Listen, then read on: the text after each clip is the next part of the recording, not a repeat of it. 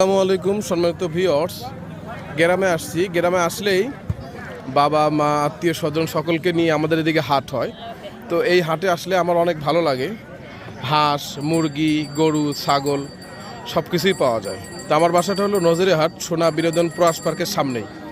আর আমরা এখন আসছি উত্তরবঙ্গের বৃহত্তম চিনির কল, শ্যামপুর চিনির কলের পাশেই এই হাটটি অবস্থিত।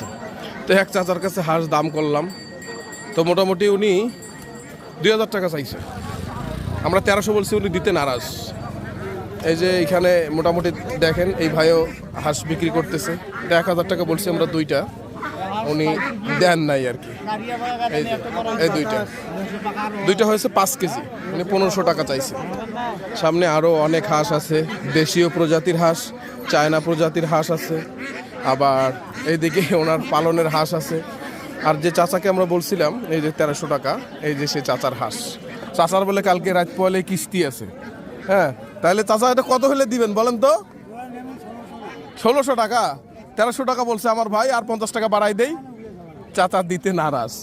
যাই হোক, এদিকে রাজহাঁস আছে, আমরা এটা দাম করলাম।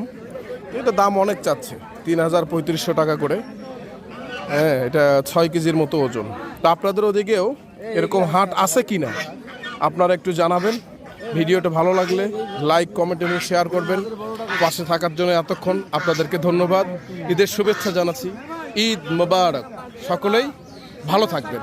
আল্লাহ হাফেজ।